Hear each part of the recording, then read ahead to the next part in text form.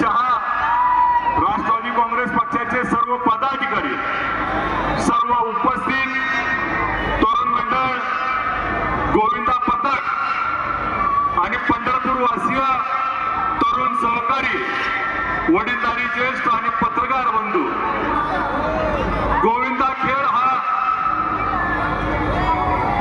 ज्यावेळेस श्रीकृष्णाला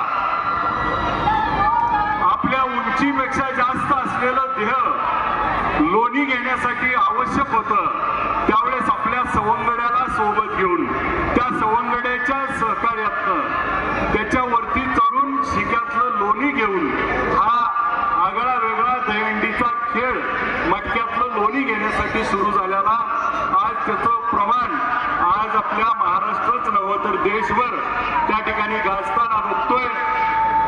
परवाच आपण बघितलं 10 थराची दहीहंडी करून विक्रम देखील आपल्या या दहीहंडीच्या माध्यमातून स्थापित झालाय। आज या दहीहंडीच्या बाबतीमध्ये मी एवढंच सांगतो, त्या दहीहंडी उत्सवाला भाऊ काका आपल्याला अशा पद्धतीने घेतलं पाहिजे की 10, 8, 4, 6 थर लावले जातात।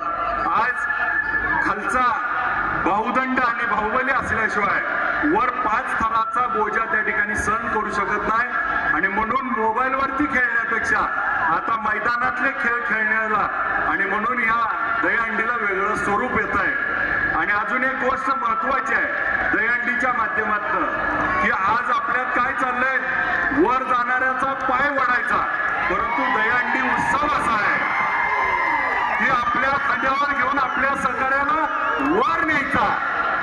त्यामुळं हा मेसेज महत्वाचा आहे, आपल्या खांद्यावर आपल्या सहकार्याला मित्राला वर घेऊन जायचा हा मेसेज आपल्यासाठी महत्वाचा आहे।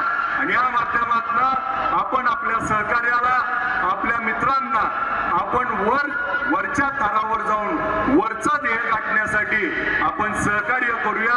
त्याच पद्धतीनं मला तर आपण सगळ्यांनी मला मतदारसंघाने आमदार केलंय, पुढच्या वेळी आपण दादाला सहकार्य आणि सगळेजण मिळून या पंढरपूरच्या सर्वांगीण विकासासाठी आपली दहीहंडी करूया। 2024 ची दहीहंडी माढ्यामध्ये फोडली, 2025 ची दहीहंडी पंढरपूर नगरपालिकेची फोडूया आणि माझ्या सर्व सहकार्यांना सगळ्यांना सोबत घेऊन एक संघ एक दिलानं आपण उद्याच्या काळामध्ये या पंढरपूरच्या सर्वांगीण विकासासाठी एक संघ जो आपल्याला श्रीकृष्णानं घालून दिलेला नियम आहे तो घालून पुढे जाऊया। सर्व गोविंदा भक्तांना खूप खूप शुभेच्छा देतो, गोकुळ अष्टमीच्या झालेल्या शुभेच्छा देतो। परवाच 15 ऑगस्ट झाला, 15 ऑगस्टच्या देखील आपल्याला देश स्वातंत्र्याच्या शुभेच्छा देतो, येणाऱ्या गणपतीच्या लक्ष्मीच्या शुभेच्छा देतो। आपल्या सगळ्यांना खूप शुभेच्छा देऊन पंढरपूरच्या सर्वांगीण विकासाला आपण सगळेजण मिळून हातभार लावूया। मला या कार्यक्रमाला अनिल दादांनी सर्व सहकार्यांनी बोलवलं,